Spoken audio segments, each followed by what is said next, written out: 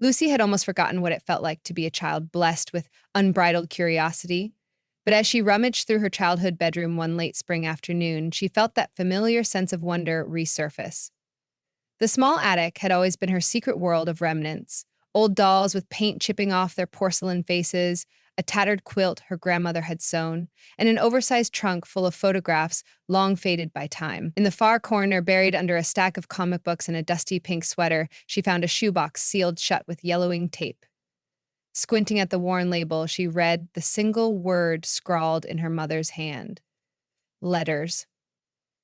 Lucy felt a sudden flutter in her stomach. She had nearly forgotten her treasured pen pal. When Lucy was 10, her teacher introduced a pen pal program with children from another part of the world. Each student was randomly assigned a partner. Lucy's partner was a boy named Daniel, living in a small coastal town across the ocean. In the beginning, the idea of exchanging letters seemed like a fun classroom exercise. But something in Daniel's first message, filled with warmth and curiosity, lit a spark in Lucy's heart. He told her about his life by the sea, about fishing boats bobbing at the harbor, about the distant cry of gulls echoing through the salty wind. Lucy wrote back, describing her family's orchard and how she loved to climb the apple trees. Neither could know how those letters would shape their lives. Now, years later, Lucy stared at the box with an odd mixture of excitement and dread. Carefully peeling away the brittle tape, she lifted the lid to reveal an explosion of color. Envelopes in every hue, covered in stickers, stamps, and the uneven scrawl of childhood writing. She pinched one of the letters between her fingers, shaking off a bit of dust. Then she slowly opened it, heart pounding with anticipation. The loose pages crinkled, revealing that same open-hearted voice that used to bring comfort on long, lonely nights. Reading Daniel's words felt like stepping into a time machine and being whisked back to laughter, to hope, and to the unwavering belief that friendship could bridge any distance. Within that recounting of life by the ocean, Lucy found small glimpses of her own history mirrored back at her. She remembered that Daniel had once consoled her when she failed a spelling bee, telling her that she had the mind of a poet anyway, so who needs perfect spelling? She shuddered at the memory of telling him about her parents' divorce, her biggest heartbreak at the time, written on pink stationery with tear stains turning the ink a blurry blue. In response, Daniel had confided his own family struggles, explaining that his father's fishing business was failing, yet he held on to hope. Lucy had reread that letter 100 times in her youth, drawn to the glowing optimism Daniel had poured into each sentence. They continued writing each other faithfully throughout elementary school, then into junior high. Their letters brought to life two very different worlds. Lucy would share how her father taught her to cook on lazy Sunday afternoons, flipping pancakes in the kitchen. Daniel, in turn, wrote about learning to mend fishing nets with his father, pulling them tight so no fish would escape when the boat was out at sea. Their letters offered new perspectives.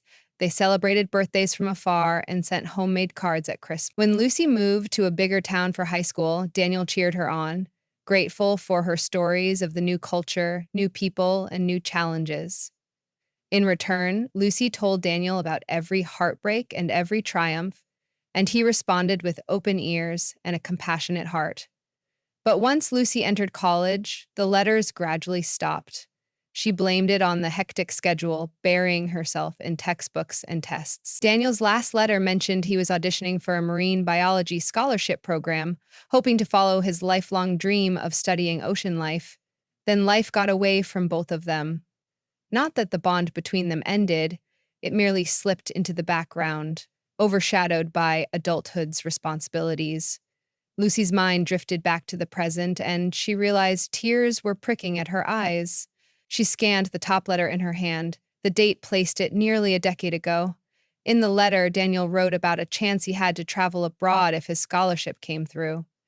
Lucy's heart began to race as she wondered if he had been accepted, what path his life might have taken. She closed her eyes with a sense of longing.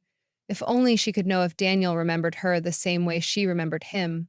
That evening, Lucy sat alone in her kitchen, a steaming cup of tea by her side. The flickering light of an old lamp cast a circle of warmth on the wooden table as she carefully organized the letters. It felt like a puzzle, trying to recall the last time Daniel had written and whether he had mentioned an email address or phone number in any of his final notes. Sure enough, in his second to last letter, scribbled in the corner, she found a neatly printed email address. Pulling her laptop close, Lucy felt adrenaline flood her veins. What were the odds that he still used the same address? Hands trembling, Lucy typed a short message, her mind whirling with half-formed sentences. She contemplated how to open a conversation, lost to time, with her heart pounding so loudly that she could almost hear it echo off the kitchen walls. She clicked send. She knew it might bounce back or be met with deafening silence. Still, she had to try. For the next few days, Lucy lived in a haze of nervous anticipation. She checked her inbox so frequently that her phone's battery dwindled by lunchtime. She found her thoughts drifting to Daniel, his supportive words, his unwavering optimism. Then, after a long and sleepless week, a tiny chime signaled a new email. There, in her inbox, glowed a name she had not seen in years. Daniel, Lucy gasped, covering her mouth with her hand as she sat down, heart racing. He was still out there. His email was short but brimming with delight, as if he had been waiting for her to reach out all these years. He apologized for not keeping in touch, explaining that multiple moves and life circumstances had parted him from some of his old contacts. Though he had kept Lucy's letters in a battered box as well. He wrote that he was now a marine biologist, fulfilling his childhood dream of studying ocean life, and that he was based in a research facility a few states away from her. The final sentence sent shivers down Lucy's spine. If you ever want to meet up in person, I would love that. Lucy's reply was immediate and full of excitement. She suggested they pick a weekend soon. It didn't take them long to synchronize schedules. A small break in Daniel's research lined up with her own vacation time. They chose to meet in Lucy's hometown, the place where she'd first written her letters to him. They agreed to gather by the orchard at her family's property, the place she had described so many times in her notes as a child. The day arrived, draped in the pale glow of early summer warmth. Lucy arrived at the orchard early, wanting a few moments to absorb the significance of what was about to happen. The orchard looked smaller than what she remembered from her childhood. It felt as if the trees had somehow lost their grandeur, or perhaps she had simply grown tall and burdened by the realities of being an adult. She wandered through rows of blossoms until she reached her favorite tree, the one she had once climbed to watch the sunset. She had told Daniel about that tree countless times. The thick, twisting trunk, the hollowed-out spot where she used to hide small treasures, and the soft rustle of leaves that lulled her during quiet afternoons. Clutching a bouquet of wildflowers, Lucy pushed a strand of hair behind her ear and steadied her breathing. She wore a simple dress, thinking of something that felt like her authentic self. An older version of the same girl who used to clamber up these branches. In the distance, she spotted a tall figure strolling across the grass. A tidal wave of emotions surged through her. She waited, heart pounding, and watched him approach. He walked with a steady confidence, his gaze searching, his face partially hidden by a well-trimmed beard. As he drew closer, Lucy recognized the kind eyes she remembered from the few photographs he had once sent. A small smile curved on his lips, and her pulse fluttered. For a moment, they stood silently studying each other. Daniel held out a hand but hesitated as if wondering whether a handshake or hug was the right greeting. Lucy felt tears forming and she stepped forward, wrapping her arms around him in a trembling embrace. He let out a soft laugh, returning the hug with warmth. In that moment of contact, years vanished. Ghosts of old letters, old laughter, old confessions came rushing into Lucy's mind and heart. I can't believe this is finally happening, she said, drawing back and gazing into his face. You're here, Daniel smiled. I can't believe it either. You look exactly the same and yet totally different, he teased, gently searching her face. It feels like greeting an old friend and a new acquaintance all at once. They walked through the orchard, side by side. Their footsteps rustled against the soft grass, and Lucy pointed out the tree that had been her childhood fortress. They reminisced about how Daniel used to tease her for falling out of the tree once, spraining her ankle, something Lucy had written about in a particularly dramatic letter. Daniel grinned as he recalled how frantic he had been, writing back a 4-page letter telling her to be more careful. They eventually settled on a pair of small benches near a row of pear trees. The breeze made the leaves tremble with a hush of anticipation. Lucy placed the wildflowers on the bench between them, their subtle fragrance dancing in the air. They spoke about their current lives, Lucy confessing that she had pursued creative writing in college, though she now worked in marketing. Daniel told her about long afternoons spent at sea for his research, measuring water quality and tagging marine life, living out the dream of the boy from the letters. When I look back, though, said Daniel quietly, there were times I felt like giving up. But then I would reread one of your letters, the ones where you reminded me how badly I wanted to explore the ocean. You told me my dream was worth chasing. He gave a gentle shrug, eyes bright with sincerity. You reminded me that each day was a step forward, no matter how small, and so I kept going. Lucy stared at him, her heart overflowing. She had no idea her words had that kind of power back then. She recalled being a child, writing from her small bedroom, hoping her letters would bring Daniel a fraction of the comfort his brought her. In all honesty, Lucy said, you were the first person I really opened up to. The times I wrote to you about my parents divorcing or about struggling in high school, you replied with such genuine empathy. You made me feel seen. More than that, you made me believe I was stronger than I knew. Daniel's expression softened. I was going through my own troubles, and I suppose we were strengthening each other without even realizing it. It's crazy how much power a few sheets of paper can hold. He reached into a small bag he had brought with him, pulling out several letters, folded neatly and tied with a strip of ribbon. I keep a few of them with me, he said, a little self-consciously. You never know when you might need some words of encouragement from an old friend. Lucy touched the ribbon with trembling fingers, whispering, I can't believe you still have them. He smiled. Of course I do. I try to preserve things that shaped me. They spent hours talking, and as the sun began to set over the orchard, painting the sky in ribbons of orange and pink, they decided it was time to head to Lucy's neighborhood diner for a long overdue meal together. The warm glow of twilight highlighted their sense of camaraderie, as if they were lifelong friends who had simply been apart for a stretch of time. The diner was a cozy spot with checkered floors and the aroma of fried potatoes that clung to the air. Sliding into a booth, Lucy felt as though they had picked up a conversation that had merely paused back when they were children. They laughed about each other's teenage hairstyles, about the silly inside jokes they used to write on the back of envelopes. Daniel admitted he still found some of Lucy's handwritten doodles of imaginary sea creatures entertaining. In return, Lucy told him she remembered every starfish sticker he'd pasted on his letter. There was a reverent quality to their laughter, an underlying sense of gratitude. They both knew how rare it was to form a bond that transcended distance and time. Just as the memory of their letters had once bridged oceans, this reunion was bridging the separate paths their lives had taken. Each shared story felt like a new thread, stitching together a tapestry of memories, some of which they had experienced together, and others that one had lived, the other only reading about from afar. Later, while paying the check, Lucy impulsively took Daniel's hand in hers. She found herself marveling at how life can circle back, how the unexpected can become reality. Thank you, she said softly, her eyes full of sincerity, for all of it.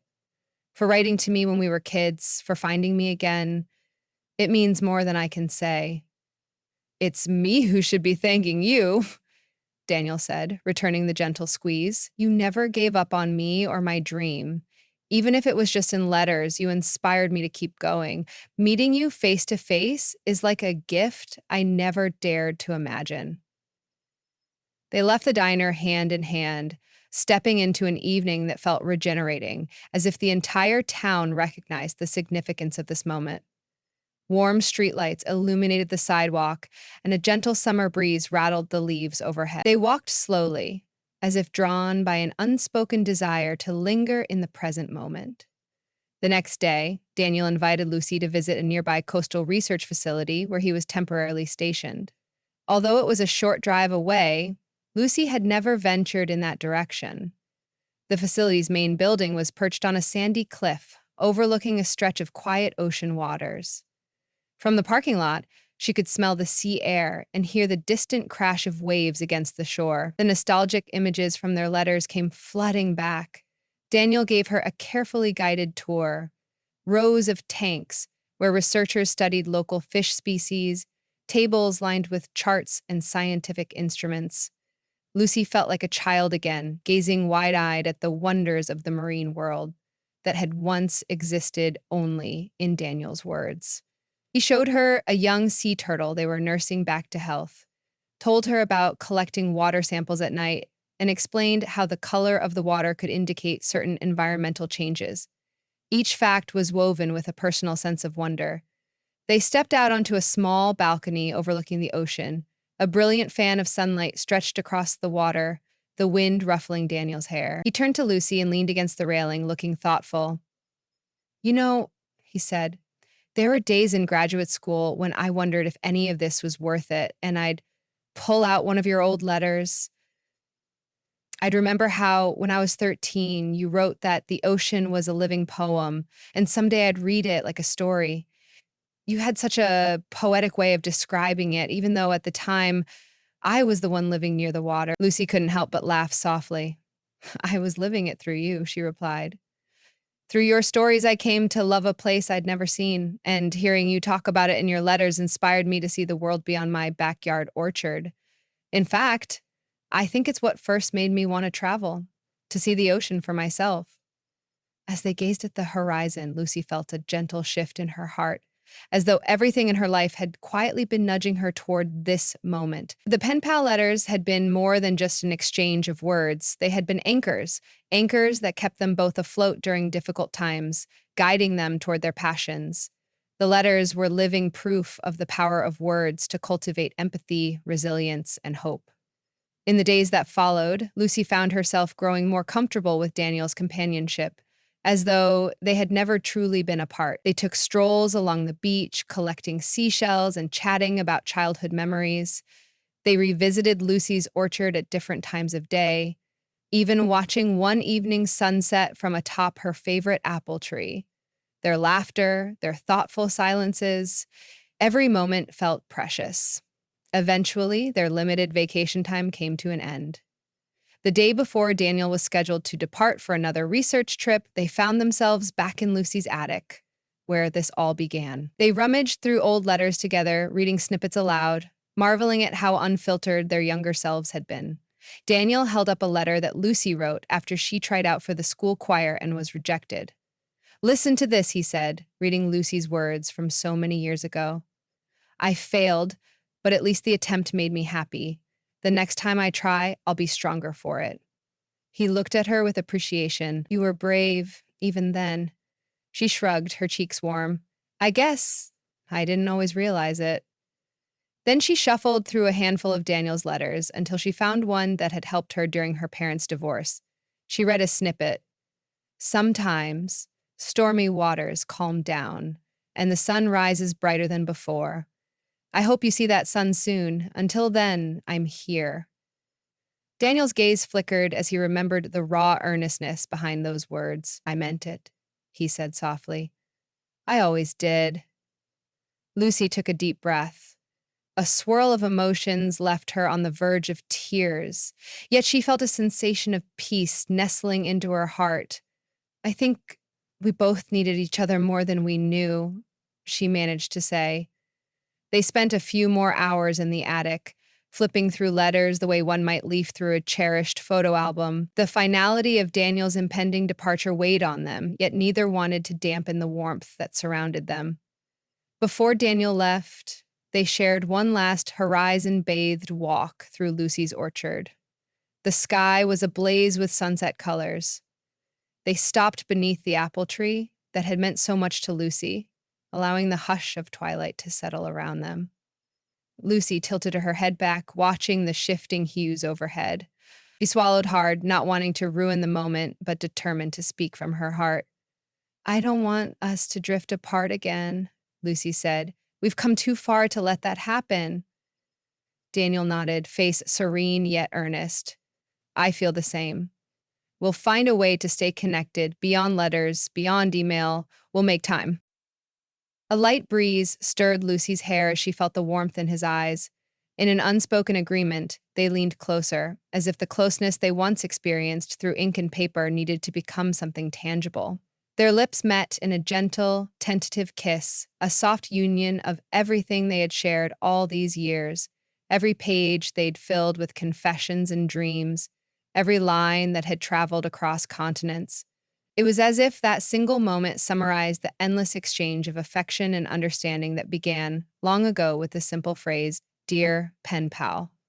They stood in that orchard until the last light of day receded. It was a testament to the profound ways a single letter could open a doorway, transform a spirit, and build a lifelong connection. Though they would once again be physically apart, they knew the bond they had formed since childhood was no fleeting occurrence. Their words, woven together in those handwritten pages, had grown into something powerful enough to withstand distance, time, and any obstacles the future might hold. When Daniel finally set off the next morning, headed to distant shores for further marine research, Lucy felt an ache of longing, but also a renewed sense of hope. They promised to write, though not necessarily old-fashioned letters, maybe more modern emails, messages, or even video calls. The form didn't matter, the spirit did. They had learned that words from the heart could traverse any sea or orchard. She saw him off, waving until he disappeared around the bend. A promise hung in the summer air, the promise of continuation, of shaping each other's lives in new, yet equally beautiful ways. In the days that followed, Lucy woke each morning with a heightened sense of purpose. She no longer felt the intangible emptiness that once hovered over her daily routine. Flicking through her box of letters sometimes, she marveled at how each one served as a record of their growth, a testament to the fact that vulnerability could be both courageous and life-changing. Through those childhood roots, a new bond was blossoming, one that was anchored in the shared history of two souls who dared to connect across oceans. With each sunrise, Lucy was reminded that sometimes the smallest gestures, a letter, a hopeful word, could alter the course of someone's journey. Though their story was still unfolding, one truth resounded in Lucy's heart. You never know how profoundly you might touch a life by simply reaching out. Daniel had been more than a pen pal, and she had been more than a distant friend.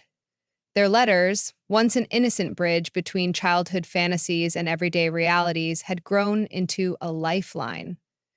And now, meeting face to face, they discovered that their bond was capable of evolving into something infinitely more profound. In the warm, golden light of that realization, Lucy found herself standing at the orchard once again. The trees rustled with quiet energy. As she lingered under those branches, she felt Daniel's presence close by, even though he was already miles away, perhaps gazing at a different body of water in some distant research station. Her chest expanded with gratitude. The orchard, once a childhood retreat, had become a place of renewal, and with each sigh of wind weaving through the blossoms, Lucy felt the quiet echo of a promise that their words, past, present, and future, would continue to change their lives in ways both beautiful and unexpected.